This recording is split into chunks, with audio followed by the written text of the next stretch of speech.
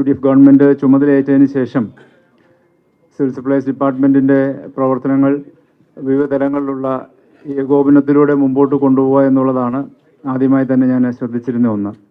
നിങ്ങൾക്ക് അറിവുള്ളതുപോലെ നെല്ല് സംഭരണം ഞങ്ങൾ ചുമതലയേൽക്കുമ്പോൾ ഏറ്റവും വലിയ ഒരു പ്രതിസന്ധിയായി നിലനിന്നിരുന്ന ഒന്നായിരുന്നു.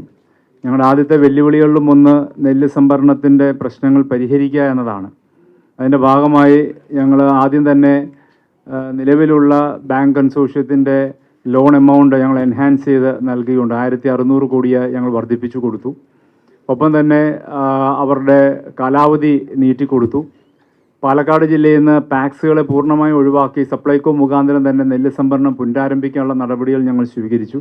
അതനുസരിച്ച് ഏകദേശം നല്ലൊരു ശതമാനം തുക വിതരണം ചെയ്ത് പൂർത്തിയാക്കാൻ കഴിഞ്ഞു. ഇനിയും ഏകദേശം 300 കോടി രൂപയ്ക്ക് അടുത്ത് ഇനിയും വിതരണം ചെയ്യുവാനുണ്ട്. അതിൻ്റെ തുക ലഭ്യമാവുന്നതനുസരിച്ച് ഇപ്പോൾ വിതരണം നടന്നു വരികയാണ്. പക്ഷെ നേരത്തെ ഉണ്ടായിരുന്നതിൽ നിന്ന് ആദ്യമുണ്ടായിരുന്ന പ്രശ്നങ്ങളെ നല്ലൊരു ശതമാനം പരിഹരിച്ചു പോകാൻ കഴിഞ്ഞു എന്നത് എടുത്തു പറയാൻ ഞാൻ ആഗ്രഹിക്കുകയാണ്. അടുത്ത സീസൺ ആരംഭിക്കുന്നതിന് മുമ്പ് അത് കുറച്ചുകൂടെ സ്ട്രീം ലൈൻ ചെയ്യാൻ ഗവൺമെൻറ് ലക്ഷ്യം വെക്കുന്നുണ്ട്. അടുത്ത പ്രൊക്യൂർമെൻറ്റ് സീസൺ ആരംഭിക്കുകയാണ്. അതിനു മുമ്പ് തന്നെ ആ സീസൺ ആരംഭിക്കുന്നതിന് മുമ്പ് തന്നെ കർഷകരുടെ രജിസ്ട്രേഷൻ പൂർത്തിയാക്കണമെന്ന ലക്ഷ്യം ഞങ്ങൾ വെച്ചിട്ടുണ്ട്. കൃഷി വകുപ്പുമായി കൂടിയാലോചിച്ച് അതിൻ്റെ പ്രവർത്തനങ്ങൾ ഇപ്പോൾ ആരംഭം കുറിച്ചിട്ടുണ്ട്. അങ്ങനെ പൊതുവായി വന്ന ഓരോ കാര്യങ്ങൾ ഞങ്ങൾ അഡ്രസ്സ് ചെയ്താണ് പോകുന്നത്. സപ്ലൈകോയുടെ പൊതുവായ സാമ്പത്തിക പ്രതിസന്ധി പലപ്പോഴും മാധ്യമങ്ങൾ ഉൾപ്പെടെ റിപ്പോർട്ട് ചെയ്തിട്ടുള്ള കാര്യങ്ങളാണ്. അതിനുവേണ്ടിയുള്ള ക്രിയാത്മകമായ ഇടപെടലാണ് ഗവൺമെൻറ് ലക്ഷ്യം വെക്കുന്നത്. സപ്ലൈകോ സ്വയം പര്യാപ്തം എന്ന നിലയിൽ കടന്നു വരണമെന്ന ആവശ്യവും ആശയവും മുന്നോട്ട് വന്നിട്ടുണ്ട്. ബഹുമാനപ്പെട്ട മുഖ്യമന്ത്രി തന്നെ അത് വളരെ കൃത്യമായ നിലയിൽ അത് പ്രഖ്യാപിച്ചിട്ടുമുണ്ട്. അതനുസരിച്ച് ഒരു marketing plan, marketing strategy Supplyco രൂപീകരിക്കുകയാണ്. ഓണത്തെ വിപണി കഴിഞ്ഞാൽ തീർച്ചയായിട്ടും അത്തരത്തിലുള്ള പുതിയ മാർക്കറ്റ് സ്ട്രാറ്റജിയിലേക്ക് ഞങ്ങൾ കടക്കാനാണ് നിർദ്ദേശം സപ്ലൈകോയ്ക്ക് നൽകിയിട്ടുള്ളത്. അതുവഴി ഒപ്പം തന്നെ അതിൻ്റെ വരുമാനം കൂടുതൽ വർദ്ധിപ്പിക്കുന്നതൊപ്പം തന്നെ കൂടുതൽ സേവനങ്ങൾ മെച്ചപ്പെട്ട നിലയിൽ കൊണ്ടുവരിക. ഞാനത് പറയുമ്പോൾ സപ്ലൈകോയ്ക്ക് വരുമാനം വർദ്ധിപ്പിക്കണം എന്ന് പറയുമ്പോൾ സപ്ലൈകോ ലാഭകരമായി നിൽക്കണം, അല്ലെങ്കിൽ ലാഭം മാത്രം ഓറിയൻറ്റ് ചെയ്ത് പ്രവർത്തിക്കേണ്ട ഒരു സ്ഥാപനം എന്ന നിലയിലുള്ള വ്യാഖ്യാനമല്ല അതിൻ്റെ അകത്ത് വരുന്നത്. ആ ലഭിക്കുന്ന വരുമാനം കൂടുതൽ സേവനങ്ങൾക്ക്, കൂടുതൽ സബ്സിഡി സാധനങ്ങൾ കൊടുക്കാനും കൂടുതൽ ജനസേവന പദ്ധതികൾ നടപ്പിലാക്കാനും സപ്ലൈകോയ്ക്ക് സാധ്യമാക്കണം എന്നുള്ളതാണ് അതുവഴി ഉദ്ദേശിച്ചിരിക്കുന്നത്. അതിൻ്റെ അകത്ത് പരസ്യ സാധ്യതകൾ ഞങ്ങൾ ഉപയോഗിക്കും. ഒപ്പം തന്നെ FMCG പ്രൊഡക്ട്സിൻ്റെ വിൽപ്പന വർദ്ധിപ്പിക്കാനുള്ള നടപടികൾ സ്വീകരിക്കും. അങ്ങനെയുള്ള വിവിധ തരത്തിലുള്ള പ്രവർത്തനങ്ങൾ, പെട്രോൾ ബങ്കുകളുടെ ഒക്കെ പ്രവർത്തനങ്ങൾ കൂടുതൽ വിപുലമാക്കാൻ ഒക്കെ ചെയ്യുന്ന ഒപ്പം തന്നെ ഈ ഇപ്പോൾ നൽകുന്ന 13 സബ്സിഡി സാധനങ്ങൾ കൃത്യമായ നിലയിൽ വിതരണം ഉറപ്പുവരുത്തി കൊണ്ടുപോകാൻ വേണ്ടി തന്നെയായിരിക്കും ഈ കിട്ടാൻ പോകുന്ന ലാഭവും ഉപയോഗിക്കാൻ സാധിക്കുന്നത്. ഓണത്തോടനുബന്ധിച്ച് ഉള്ള പൊതുവായ പ്രവർത്തനങ്ങൾ സിവിൽ സപ്ലൈസ് ഡിപ്പാർട്ട്മെൻറ്റ് ആരംഭം കുറിച്ചു.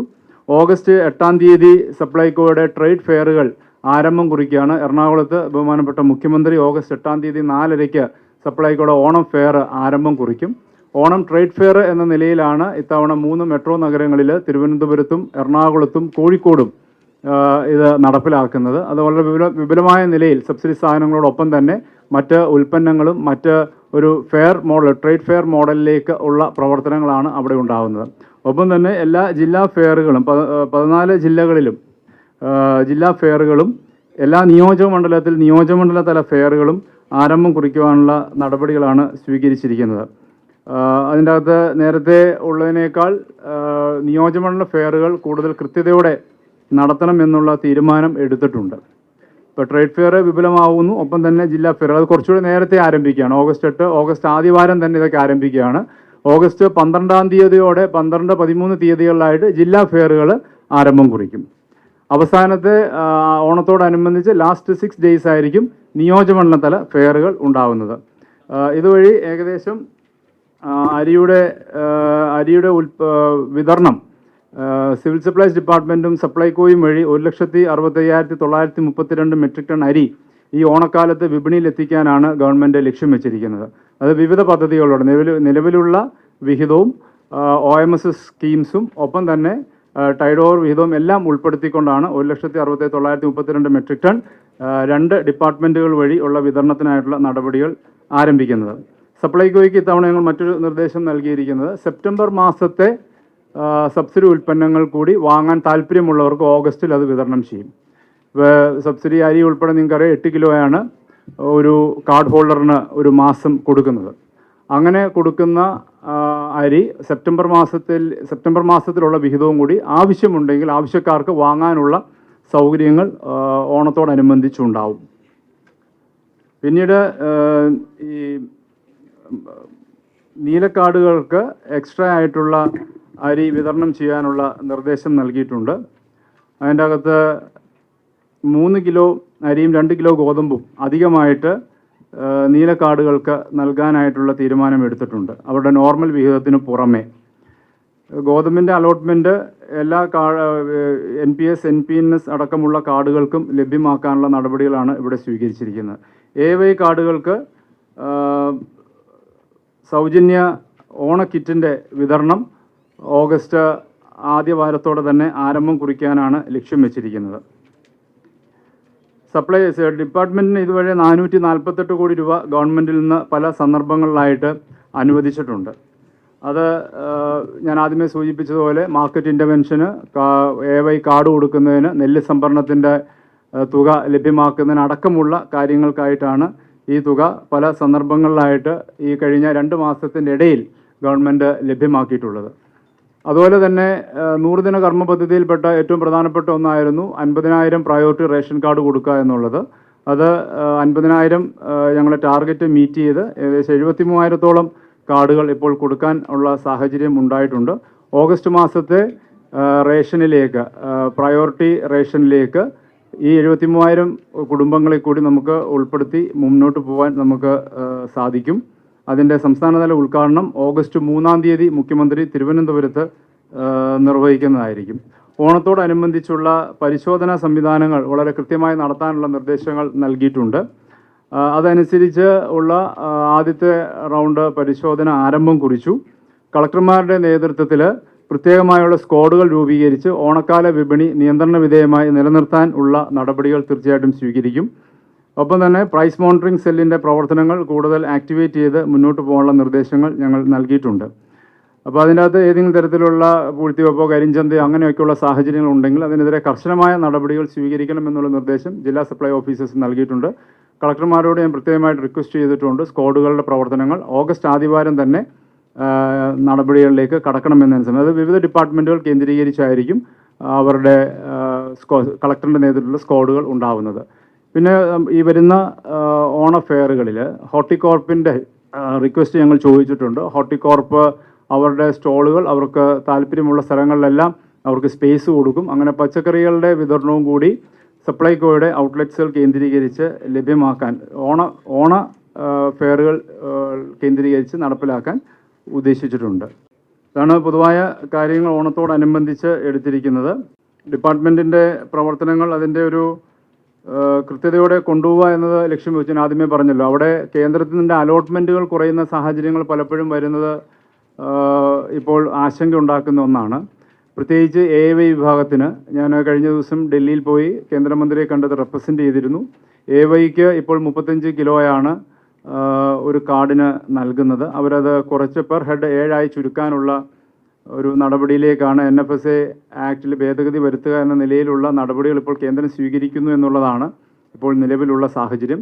അത് ഒഴിവാക്കണമെന്ന് ഗവൺമെൻറ് ആവശ്യപ്പെട്ടിട്ടുണ്ട് കേന്ദ്ര സർക്കാരിനോട്. അതിൻ്റെ അകത്ത് കാരണം അത് കുറയുമ്പോൾ സ്വാഭാവികമായിട്ടും അലോട്ട്മെൻറ്റിൽ കുറവ് വരുന്ന സാഹചര്യങ്ങൾ വരുന്നു എന്നുള്ളത് കൊണ്ടാണ് ഞങ്ങൾ അതിനെ സംബന്ധിച്ചൊരു ആശങ്ക ഞങ്ങൾ പ്രകടമാക്കിയിരിക്കുന്നത്. അതിനെ സംബന്ധിച്ചൊരു മറുപടി കേന്ദ്ര ഗവൺമെൻറ് ഭാഗത്തു നിന്ന് ഉണ്ടായിട്ടില്ല ഇതുവരെ. ഒപ്പം തന്നെ ഉപഭോക്തൃ കോടതികളുടെ പ്രവർത്തനങ്ങൾ ഇപ്പോൾ നടക്കുന്നുണ്ടെങ്കിൽ പോലും കേന്ദ്ര ഗവൺമെൻറ് പുതിയ റൂൾസ് കൊണ്ടുവരാത്തതിൻ്റെ അടിസ്ഥാനത്തിൽ കാലാവധി കഴിഞ്ഞിരിക്കുന്നവരെ മാറ്റി പുതിയ ആൾക്കാരുടെ നിയമനം ഇപ്പോൾ സാധിക്കുന്നില്ല. അതിനുവേണ്ടിയും കേന്ദ്ര ഗവൺമെൻറ്റിൻ്റെ നടപടികൾ വേഗതയിലാക്കണമെന്നും അതായത് rules government of India frame ചെയ്യണം, ആ റൂൾസ് അടിയന്തരമായി ഫ്രെയിം ചെയ്യണമെന്നുള്ള ആവശ്യവും ഞങ്ങൾ കേന്ദ്ര സർക്കാരിൻ്റെ മുൻപാകെ ഞങ്ങൾ വെച്ചിട്ടുണ്ട്. കെറസിൻ്റെ അലോട്ട്മെൻറ്റ് വർദ്ധിപ്പിക്കാൻ ഞങ്ങൾ ആവശ്യപ്പെട്ടിട്ടുണ്ട്. അതിനെ സംബന്ധിച്ച് ഒരു മറുപടി അവർ ഇതുവരെ നൽകിയിട്ടില്ല. ഞാൻ പെട്രോളിയം മന്ത്രിക്ക് നേരിട്ട് കത്തയച്ചിട്ടുണ്ട്, ഡിപ്പാർട്ട്മെൻറ്റ് മുഖാന്തരവും അയച്ചിട്ടുണ്ട്. അവർ ഒരു കൃത്യമായ നിലയിൽ അവർ എല്ലാ വർഷവും കുറച്ചുകൊണ്ട് വരുന്നുണ്ട്. അതൊരു വലിയ പ്രശ്നമാണ്, വലിയ പ്രതിസന്ധിയും തന്നെയാണ്. അപ്പോൾ അത് വർദ്ധിപ്പിക്കണമെന്ന ആവശ്യം ഞങ്ങൾ മുന്നോട്ട് വെച്ചിട്ടുണ്ട്. ഇപ്പോൾ മത്സ്യബന്ധനത്തിന് മണ്ണെണ്ണ കൊടുക്കുന്നതും വർഷങ്ങളായി, കലാകാലങ്ങളായി, പതിറ്റാണ്ടുകളായി അതാണ് നിലനിർത്തി വരുന്നത്. അപ്പോൾ അവിടെയും ഈ പറയുന്ന ഒരു പ്രതിസന്ധി അലോട്ട്മെൻറ്റ് കുറയുമ്പോൾ ആ മേഖലയിലും ഉണ്ടാവും. അപ്പോൾ അതുകൊണ്ട് ആ വിഷയം ഞങ്ങൾ ഗവൺമെൻറ്റിൻ്റെ ശ്രദ്ധയിൽ കൊണ്ടുവന്നിട്ടുണ്ട്. അതിനൊരു മറുപടി അവരുടെ ഭാഗത്ത് നിന്ന് ഇതുവരെ വന്നിട്ടില്ല. ഇല്ലാതെ വേഗതയിൽ അതിൻ്റെ വിതരണം നടക്കും. ഇപ്പോൾ 104 കോടി ഇപ്പോൾ റിലീസ് ചെയ്തു. അതിൻ്റെ വിതരണം ഇപ്പോൾ ആരംഭിക്കുകയാണ്. ഒപ്പം തന്നെ സ്റ്റേറ്റ് ഇൻസെൻറ്റീവ് ബോണസും പിന്നെ കേന്ദ്രത്തിൽ നിന്ന് ലഭിക്കാനുള്ള ഏകദേശം ഒരു 300 കോടിയും കൂടി ലഭിക്കാനുണ്ട്. അത് അടുത്ത ദിവസങ്ങളിൽ തന്നെ ഉണ്ടാവും. ഓണത്തിന് മുമ്പ് തന്നെ വിതരണം പൂർത്തിയാക്കാനാണ് ഞങ്ങൾ മാക്സിമം നോക്കിക്കൊണ്ടിരിക്കുന്നത്. മാക്സിമം അത് ടൈറ്റ് ചെയ്തിട്ടുണ്ട്. കേന്ദ്രത്തിൻ്റെ ഫണ്ട് കിട്ടാൻ ഞാൻ നേരിട്ട് ചെന്ന അവസരത്തിൽ അവർ അന്ന് ഒരു 100 കോടിക്ക് അടുത്ത് റിലീസ് ചെയ്തു. ബാക്കിയുള്ള തുക ഉടനെ തന്നെ റിലീസ് ചെയ്യുമെന്നാണ് അറിയാൻ കഴിയുന്നത്. മാക്സിമം ഞങ്ങളത് വേഗതയിലാക്കിക്കൊണ്ടാണ് ഇരിക്കുന്നത് കൊടുത്ത് തീർക്കാൻ വേണ്ടി. ഫെബ്രുവരി വരെയുള്ള അവരുടെ പൈസ പൂർണ്ണമായും ലഭ്യമാക്കിയിരുന്നു. ഫെബ്രുവരിക്ക് ശേഷമുള്ളതിന് അണ്ടർ പ്രോസസ്സിംഗ് ആണ്. അത് ഉടനെ തന്നെ അത് കൊടുക്കും. ഇന്ന് ഞാൻ അവരുടെ ചർച്ച 4:30 ഞാൻ വിളിപ്പിച്ചിട്ടുണ്ട്. ട്രാൻസ്പോർട്ടേഴ്സ് 3:30 ട്രാൻസ്പോർട്ടേഴ്സിനെ ഞാൻ വിളിപ്പിച്ചിട്ടുണ്ട് കാണാൻ വേണ്ടി. ഈ ഒരു ഓണത്തിൻ്റെ സമയത്ത് അങ്ങനെ സമരത്തിലേക്ക് പോകരുത് എന്നുള്ളതാണ് ഞങ്ങൾ ആവശ്യപ്പെടുന്നത്. കാരണം ഈ ഒരു സമയത്ത് അങ്ങനെയുള്ള ഒരു സമ്മർദ്ദമോ കാര്യങ്ങളോ ആരുടെ ഭാഗത്തുനിന്നും ഉണ്ടാവാൻ പാടില്ല.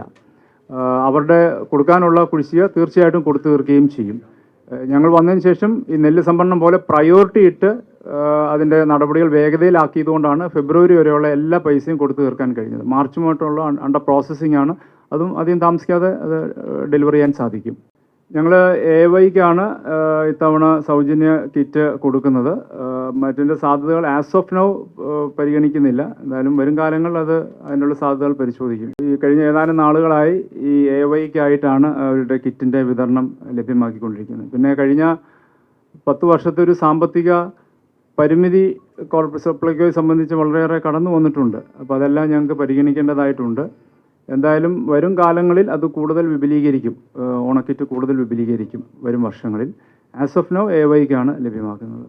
അതൊരു പൈലറ്റ് പ്രൊജക്റ്റ് നടപ്പിലാക്കാൻ വേണ്ടിയുള്ള ഇത് മുന്നോട്ട് വെച്ചിട്ടുണ്ട്. എറണാകുളത്ത് അല്ലെങ്കിൽ ട്രിവാൻഡ്രത്ത് അതിൻ്റെ പൈലറ്റ് പദ്ധതിക്ക് വേണ്ടിയാണ് അതിനുള്ള സാധ്യത നോക്കുന്നത്. അതിന് വിവിധ തലങ്ങളിലുണ്ട്. വേറെ സ്റ്റേറ്റുകൾ നടപ്പിലാക്കിയിട്ടുണ്ടോ എന്നുള്ള 1-2 സ്റ്റേറ്റുകൾ നടപ്പിലാക്കിയിട്ടുണ്ടെന്നാണ് അറിയാൻ സാധിച്ചത്. അവിടുത്തെ പ്രവർത്തനങ്ങൾ കൂടി വിലയിരുത്താൻ ഡിപ്പാർട്ട്മെൻറ്റിനോട് പറഞ്ഞിട്ടുണ്ട്. അതനുസരിച്ച് എടുക്കും. സ്വാഭാവികമാണ്, നമുക്ക് മാറുന്ന കാലത്തിനനുസരിച്ചുള്ള പുതിയ സേവനങ്ങൾ നമുക്ക് ഒരുക്കേണ്ടതായിട്ടുണ്ട്. അതുകൊണ്ട് സമീപഭാവിയിൽ ഫുഡ് ഗ്രെയിൻ ATMs ആവശ്യം തന്നെ ആയിരിക്കും. അതെന്തായാലും അതിൻ്റെ പൈലറ്റ് പദ്ധതി ഉടനെ തന്നെ ആരംഭം കുറിക്കും. എൻ്റെ അത് ഒന്ന് മനസ്സിലാക്കേണ്ടത്, ഇപ്പം നമുക്ക് ഇപ്പോഴത്തെ ഒരു കാർഡ് വെച്ച് നമുക്ക് എനിവേർ റേഷനാണ്. ഇപ്പോൾ എവിടെ നമുക്കിപ്പോൾ റേഷൻ നമുക്ക് വാങ്ങാനുള്ള സാഹചര്യങ്ങളുണ്ട്. ഇവിടെ ഏറ്റവും പ്രധാനമായിട്ടുള്ളത് ഉപഭോക്താക്കളുടെ അവർക്ക് കൂടുതൽ മെച്ചപ്പെട്ട സേവനം ലഭിക്കുക എന്നുള്ളതാണല്ലോ ഏറ്റവും പ്രധാനപ്പെട്ട ഒന്ന്. അതിൻ്റെ പേരിൽ റേഷൻ വ്യാപാരികൾക്കൊരു ആശങ്ക വരേണ്ട സാഹചര്യം ഉണ്ടാകുമെന്ന് ഞാൻ കരുതുന്നില്ല. ഇനി ഏതെങ്കിലും തരത്തിൽ അവർക്ക് ഇഷ്യൂസ് ഉണ്ടെങ്കിൽ അത് അഡ്രസ്സ് ചെയ്യുകയും ചെയ്യും. അത് അവരുടെ മാർക്കറ്റിംഗ് സ്ട്രാറ്റജിയുടെ ഭാഗമായിട്ട് അവർ ചെയ്യുന്നതാണ്. ഇത്തവണയും ഒരു വിവിധ സമ്മാന പദ്ധതികൾ നടപ്പിലാക്കുന്നുണ്ട്. അത് അവരുടെ ലെവലിൽ ചെയ്യുന്നതാണ്. ഗവൺമെൻറ്റിലേക്ക് അത് വിടാറില്ല അങ്ങനത്തെ മാറ്റേഴ്സ്. ഇത്തവണ അത് ഉണ്ടാവും. ഓണത്തോടനുബന്ധിച്ചുള്ള സമ്മാന കൂപ്പണും കാര്യങ്ങളൊക്കെ ഉണ്ടെന്നുള്ളതാണ് എന്നോട് സൂചിപ്പിച്ചത്. അതിൻ്റെ ഡീറ്റെയിൽസ് അത് അവരുടെ മാനേജ്മെൻറ്റ് ലെവലിൽ ചെയ്യുന്ന കാര്യമാണത്. ഇത്തവണ ഉണ്ട് അതെന്താണേലും. പിന്നെ ഈ കുപ്പിവെള്ളത്തിൻ്റെ വിപണനം ആവശ്യമായ നിലയിൽ എത്തിക്കുക എന്നതും അനിവാര്യമായ ഒന്നാണ്. അപ്പോൾ അതുകൊണ്ട് അതൊരു കുടിവെള്ളത്തിൻ്റെ ആസ്പെക്റ്റിൽ തന്നെ നോക്കിക്കാണുന്നതായിരിക്കും കൂടുതൽ ബെറ്റർ. അത് പുനരാരംഭിക്കാനുള്ള നേരത്തെ ഉണ്ടായിരുന്നു. അതിൻ്റെ ആ സമയത്ത് തന്നെ പല ക്വാളിറ്റി ഇഷ്യൂസൊക്കെ വന്നതിന് ശേഷമാണ് അത് നിർത്തലാക്കിയത്. ഇപ്പോൾ അത് വീണ്ടും പുനരാരംഭിക്കുന്നതിന് ഇപ്പോൾ ഞാൻ പറഞ്ഞല്ലോ, ഇപ്പോൾ നമുക്ക് കൂടുതൽ വിപുലീകരിക്കണം സപ്ലൈകോയുടെ പ്രവർത്തനങ്ങൾ. അതിൻ്റെ ഭാഗമായി പുതിയ പ്രൊഡക്ട്സിന് ഉൾപ്പെടുത്തുന്നുണ്ട്. ഇപ്പോൾ ശബരി പ്രൊഡക്ട്സ് പുതുതായിട്ട് ഉൾപ്പെടുത്താനുള്ള തീരുമാനം എടുത്തിട്ടുണ്ട്. വൈവിധ്യവൽക്കരിക്കുക ശബരിയെ. കൂടുതൽ പ്രൊഡക്ട്സ് ആഡ് ഓൺ ചെയ്യും. പ്രീമിയം പ്രൊഡക്ട്സ് കൊണ്ടുവരാൻ ഉദ്ദേശിക്കുന്നുണ്ട്. അതിൻ്റെ ഭാഗമായിട്ട് ഇത് ചെയ്യാം. വിപുലീകരിക്കുന്നതിൻ്റെ ഭാഗമായിട്ട് പുതിയ പ്രൊഡക്ട്സ്, അതിൻ്റെ അകത്ത് വെള്ളത്തിൻ്റെ കാര്യവും നേരത്തെ ഉണ്ടായിരുന്നതാണ്. അത് വീണ്ടും കൊണ്ടുവരാൻ കഴിയുമോ എന്നുള്ളതിലേക്ക് കടക്കും. അത് ഉൾപ്പെടെ പരിശോധിക്കാൻ പറഞ്ഞിട്ടുണ്ട്. ഒപ്പം തന്നെ ഫേസ് ലിഫ്റ്റിൻ്റെ ഭാഗമായിട്ടാണ് 24 മണിക്കൂർ കൺവീനിയൻസ് സ്റ്റോഴ്സ് ആരംഭിക്കുന്നത്. വൈറ്റില ഹബ്ബിൽ ഓഗസ്റ്റിൽ തന്നെ അതിൻ്റെ ആരംഭം കുറിക്കും. അത് എല്ലാ ജില്ലകളിലും അത് കൊണ്ടുവരാൻ ഉദ്ദേശിച്ചു. 24 മണിക്കൂർ പ്രവർത്തിക്കുന്ന സപ്ലൈകോ ഔട്ട്ലെറ്റ്സ്. അതിൽ കൺവീനിയൻസ് സ്റ്റോർ എന്ന നിലയിലായിരിക്കും അത് മുന്നോട്ട് വരുന്നത്. അവിടെ സബ്സിഡി സാധനങ്ങളുടെ വിൽപ്പന ഉണ്ടാവുകയില്ല. ഈ പറഞ്ഞതുപോലെ പ്രൊഡക്ഷൻ കുറഞ്ഞതിൻ്റെ ഒരു പ്രതിസന്ധി കൺസ്യൂമർ സ്റ്റേറ്റ് എന്ന നിലയിൽ നമ്മൾ അഭിമുഖീകരിക്കുന്നത് സ്വാഭാവികമാണ്. പക്ഷേ അത് ജനങ്ങളെ ബാധിക്കാത്ത നിലയിൽ ഇടപെടുക എന്നാണ് ഗവൺമെൻറ് ലക്ഷ്യം വെച്ചിരിക്കുന്നത്. അതുകൊണ്ടാണ് ഞങ്ങൾ ഏറ്റവും പ്രധാനമായിട്ടും സെപ്റ്റംബർ മാസത്തെയും കൂടി, ഇപ്പോൾ ഓണക്കാല ഫെസ്റ്റിവൽ സീസൺസിലാണ് പലപ്പോഴും ഈ മാർക്കറ്റ് ഫ്ലക്ച്വേഷൻസിൻ്റെ ബുദ്ധിമുട്ട് കൺസ്യൂമറിലേക്ക് വരുന്നത്. അപ്പോൾ അതുണ്ടാവാതിരിക്കാൻ വേണ്ടിയാണ് സെപ്റ്റംബർ മാസത്തെ കൂടിയുള്ള സബ്സിഡി അരി ഉൾപ്പെടെയുള്ള ഐറ്റംസ് വാങ്ങാനുള്ള ഓപ്ഷൻ കൺസ്യൂമേഴ്സിന് കൊടുക്കുന്നത്. അപ്പോൾ ഏകദേശം 16 കിലോ അരി ഒരു കാർഡ് ഉടമയ്ക്ക് സപ്ലൈകോയിൽ നിന്ന് തന്നെ ലഭ്യമാക്കാൻ കഴിയും.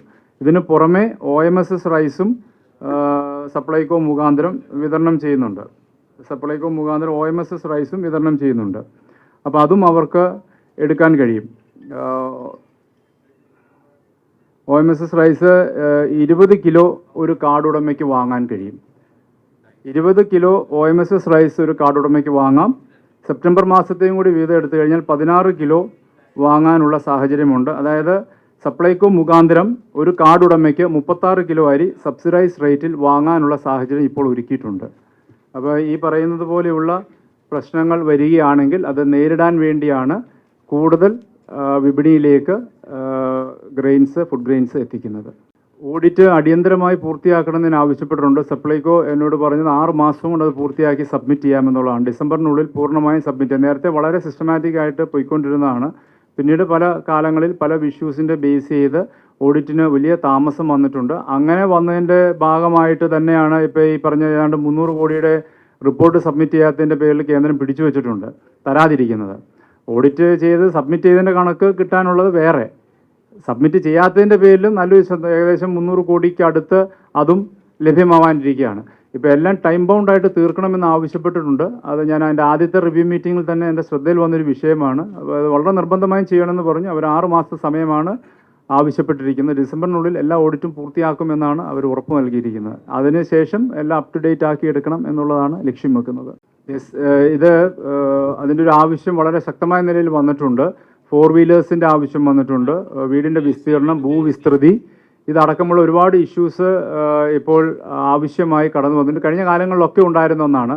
ഇപ്പോൾ ആസ് ഓഫ് നൗ ചെയ്തിരിക്കുന്ന ഒരു നടപടി എന്ന് പറയുന്നത് 1000 സ്ക്വയർ ഫീറ്റ് എന്ന നിലയിലാണ് ഇത് ഫിക്സ് ചെയ്തിരിക്കുന്നത്. ഇപ്പോൾ എന്നാൽ 1040, 1050 ചെറിയ വ്യത്യാസം വന്നാൽ പോലും ഈ പറയുന്ന പ്രശ്നത്തിൽ അവർക്ക് നിരാകരിക്കപ്പെടുകയാണ്. അപ്പോൾ 1100 വരെയുള്ളതിന് എക്സംപ്റ്റ് ചെയ്ത് അത് 1000 തന്നെ കണക്കാക്കി കൊടുക്കാൻ പറഞ്ഞിട്ടുണ്ട്. പക്ഷേ സ്ക്വയർ ഫീറ്റിൻ്റെ വർധനവ് ഗവൺമെൻറ് സജീവ പരിഗണനയിലാണ്. അതിന് ഏതെങ്കിലും തരത്തിൽ ഫിനാൻഷ്യൽ ഇംപ്ലിക്കേഷൻ ഉണ്ടോ എന്നത് പരിശോധിക്കുകയാണ് ഇപ്പോൾ. മറ്റ് ആനുകൂല്യങ്ങൾ, അത് ഉമ്മൻചാണ്ടി സാറിൻ്റെ സമയത്ത് അങ്ങനെ ഒരു തീരുമാനം അന്ന് ഞങ്ങൾ എടുത്തതാണ്. ഫുഡ് ഗ്രെയിൻസിനല്ലാതെ ഈ പറയുന്ന മെഡിക്കൽ ആനുകൂല്യങ്ങൾ, വിദ്യാഭ്യാസ ആനുകൂല്യം ലഭ്യമാക്കണം എന്നതിൻ്റെ അടിസ്ഥാനത്തിൽ അത്തരത്തിൽ അന്ന് BPL കാർഡുകൾ കൊടുക്കണമെന്നൊരു നിർദ്ദേശം അന്നത്തെ ഗവൺമെൻറ് ഞങ്ങൾ മുന്നോട്ട് വെച്ചിരുന്നതാണ്. എന്തായാലും അത് വീണ്ടും അതിനെ സംബന്ധിച്ച് പുനരാലോചിക്കും തീർച്ചയായിട്ടും. ഏറ്റവും ആവശ്യമായ ആൾക്കാർക്ക്, കാരണം ഈ അലോട്ട്മെൻറ്റ് നമുക്കൊരു ഇഷ്യൂ ഉണ്ട്. നമുക്ക് അറിവുള്ളതുപോലെ NFSA പ്രകാരം നമ്മുടെ അലോട്ട്മെൻറ്റ് കൺസ്ട്രെയിൻഡ് ആണ്. അപ്പോൾ അതുകൊണ്ട് നമുക്ക് ഈ കാർഡുകളുടെ എണ്ണം കൂട്ടിക്കഴിയുമ്പോൾ സ്വാഭാവികമായിട്ടും അത്തരം പേരിലേക്ക് ഇത് എത്തിക്കാൻ സാധിക്കുന്നതിന് പരിമിതികളുണ്ടാകും. പക്ഷേ ഈ പറയുന്നത് പോലെ മെഡിക്കൽ ആനുകൂല്യങ്ങൾ, എഡ്യൂക്കേഷൻ ആനുകൂല്യങ്ങൾ അടക്കം അർഹരായവർക്ക് പലതും ഈ BPL കാർഡുകൾ അല്ലെങ്കിൽ പ്രയോറിറ്റി കാർഡുകളാണ് അതിൻ്റെ മാനദണ്ഡം വെക്കുന്നത്. അതനുസരിച്ച് കിട്ടാതെ പോകുന്നുണ്ട്. അതുകൊണ്ട് അങ്ങനെ കൊടുക്കാൻ കഴിയുമോ എന്നതിനെ സംബന്ധിച്ച് നോക്കാൻ നിർദ്ദേശം നൽകിയിട്ടുണ്ട്. അത് തീർച്ചയായിട്ടും ഞങ്ങൾ പരിഗണിക്കുക, അത് കൊടുക്കാനുമാണ് ഉദ്ദേശിച്ചിരിക്കുന്നത്. ഇപ്പോൾ ചെയ്തിരിക്കുന്നൊരു കാര്യമാണ് ഞാൻ പറയുന്നത്. 1000, 1050, 1040 സ്ക്വയർ ഫീറ്റ് വന്നാൽ പോലും കട്ട് ചെയ്തു പോവുകയാണ്. അങ്ങനെയുള്ളത് ഒഴിവാക്കാൻ വേണ്ടി 1100 എന്ന നിലയിൽ വന്നാൽ പോലും അതിന് ഈ പറയുന്ന പ്രയോറിറ്റി കാർഡ് ഇഷ്യൂ ചെയ്യണമെന്നുള്ളതും, 4 വീലേഴ്സിനെ സംബന്ധിച്ച് 800 cc വരെയുള്ള വണ്ടികളെ എക്സംപ്റ്റ് ചെയ്യണമെന്നും, 1 ഏക്കർ വരെയുള്ള ലാൻഡ് എക്സ്റ്റെൻഡ് കൃഷിയോഗ്യമല്ല എന്നുകൊണ്ട് അതും എക്സംപ്റ്റ് ചെയ്യണമെന്നുള്ള നിർദ്ദേശമാണ് ഇപ്പോൾ ഗവൺമെൻറ് മുന്നിലുള്ളത്. അതിനുവേണ്ടിയുള്ള നടപടികൾ അതിൻ്റെ അന്തിമഘട്ടത്തിലാണ്. അതിലേക്ക് ഇപ്പോൾ കടക്കും. ഈ പറഞ്ഞ പോയിന്റ് സമീപഭാവിയിൽ ഞങ്ങളത് പരിഗണനയിൽ എടുക്കുന്ന, ഇപ്പം തന്നെ പരിഗണനയിലുണ്ട്, അത് നടപ്പിലാക്കാൻ ഉദ്ദേശിക്കുന്ന ഒന്നാണ്.